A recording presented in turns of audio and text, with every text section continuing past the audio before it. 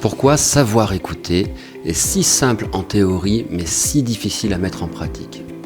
On entend souvent des personnes dire va voir un psy, et la réponse, pour ceux qui sont plutôt réticents à ce genre de pratique, va être pourquoi j'irai payer un psy, je vais parler, il va m'écouter pendant des heures. En tant que psychologue, dans cette vidéo, je vais vous expliquer selon moi pourquoi l'écoute est un outil extrêmement puissant et surtout c'est quoi savoir écouter.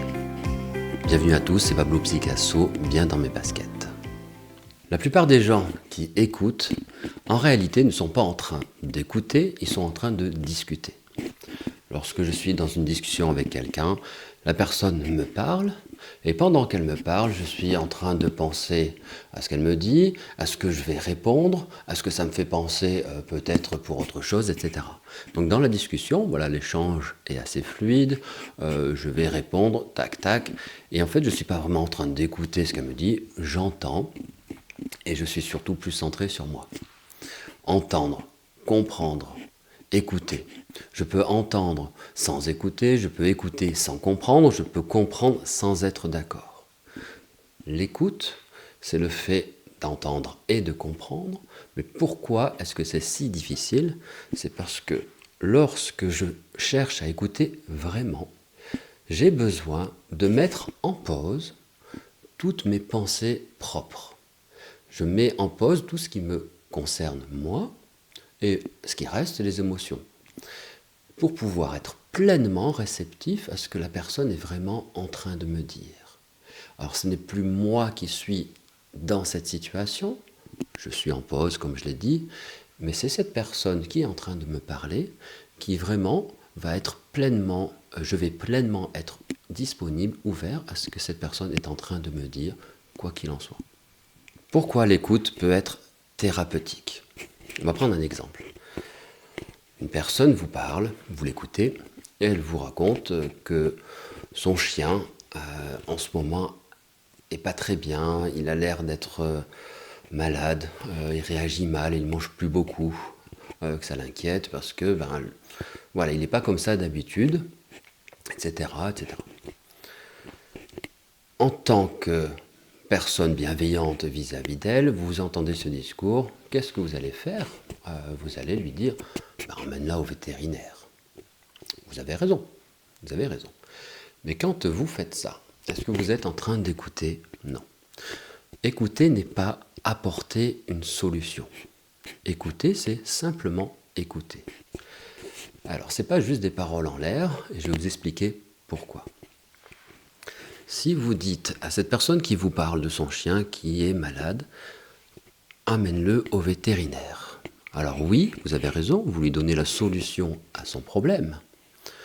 Mais le vrai problème n'est pas là. Alors déjà, cette personne qui vous parle n'est pas stupide, elle sait déjà qu'elle peut l'amener au vétérinaire. Elle est au courant de ça, elle a déjà sans doute fait, elle a peut-être même déjà prévu de le faire au moment où elle vous parle.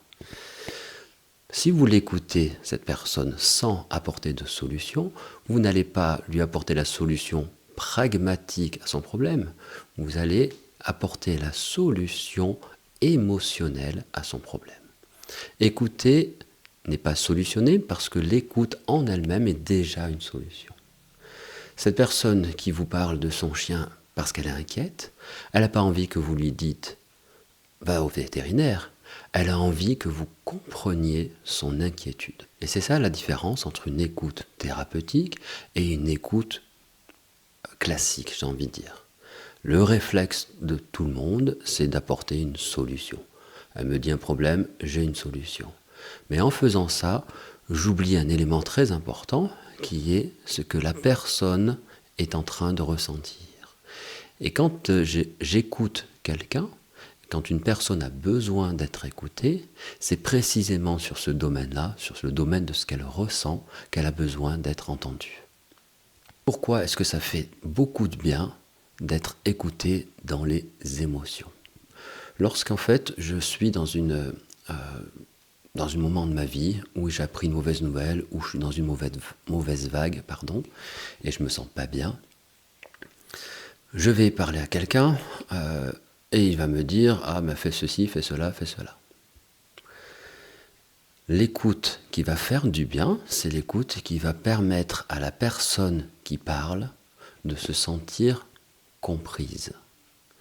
Lorsque je me sens compris, je ne me sens plus seul. Et ça, c'est extrêmement important et c'est ça qui fait énormément de bien dans l'écoute, dans la véritable écoute.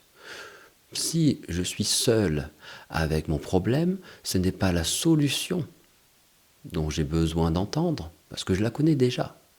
Si je suis seul avec mon problème, c'est qu'en fait, je suis seul avec l'inquiétude, la douleur émotionnelle que génère ce problème. Et c'est ça qui me fait mal. Lorsque je parle à quelqu'un et que cette personne m'écoute vraiment et comprend ce que je ressens, eh bien je ne me sens plus seul. Et c'est pour ça que l'écoute en elle-même peut être très puissante. L'écoute, c'est de rejoindre l'autre émotionnellement. On va prendre une image. Quelqu'un qui est au fond du trou. Alors littéralement au fond d'un trou. Alors cette personne est en stress, a peur, elle panique, elle pleure. Et donc vous êtes la personne qui allait intervenir.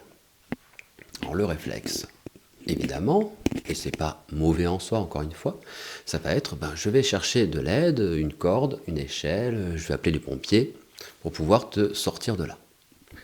Donc en faisant ça, j'apporte une solution pragmatique au problème, et en l'occurrence, elle en a besoin. D'accord? Donc je vais régler un problème. Mais en faisant ça, je ne suis pas en train d'écouter. L'écoute dans cette situation, donc l'image de cette situation, c'est que au-delà du problème pragmatique qui est de la faire sortir du trou, je vais essayer de régler le problème, se rejoindre émotionnellement. Si je règle le problème pragmatique, je vais passer à côté d'un autre problème qui peut-être aura encore plus de séquelles plus tard. Et là, en l'occurrence, c'est le traumatisme d'être dans cette situation. Donc l'écoute, la première solution, ou la solution hors pragmatique, c'est d'aller rejoindre émotionnellement cette personne. Cette personne est inquiète et elle a besoin d'être rassurée. Elle a besoin de savoir que même au fond du trou, elle n'est pas seule. Parce que vous êtes là pour l'écouter et la comprendre. Elle se sent comprise, elle n'est plus seule. Et lorsqu'elle sortira du trou, donc ça la solution pragmatique qui arrive ensuite, elle n'aura pas du tout vécu la même expérience que si simplement on était intervenu pour elle avec une échelle, etc. Donc cette image du trou, je ne sais pas si elle est parlante pour vous, littéralement aussi, mais même la métaphore, quelqu'un qui est au fond du trou, ne cherche pas à ce que vous lui dites des solutions. Ah, mais va faire du sport, mais tu devrais sortir voir du monde, etc., etc. Alors oui, c'est bien, mais ça c'est la partie numéro 2. La partie la plus importante, c'est que cette personne a besoin d'être comprise. J'ai besoin de ne plus me sentir seul avec ma douleur émotionnelle. Alors je pourrais parler de ce sujet-là pendant des heures, mais comme il s'agit d'un thème sur l'écoute, je vais fermer ma gueule. Simplement pour conclure, l'écoute, c'est faire abstraction temporairement de soi pour être pleinement réceptif à l'autre et comprendre que l'écoute en elle-même est déjà une solution. Je vous remercie d'avoir écouté cette vidéo. Dites-moi en commentaire ce que vous en pensez. Je vous invite à vous abonner à la chaîne si ce n'est pas encore fait. A très bientôt, Pablo Picasso. Ciao, ciao.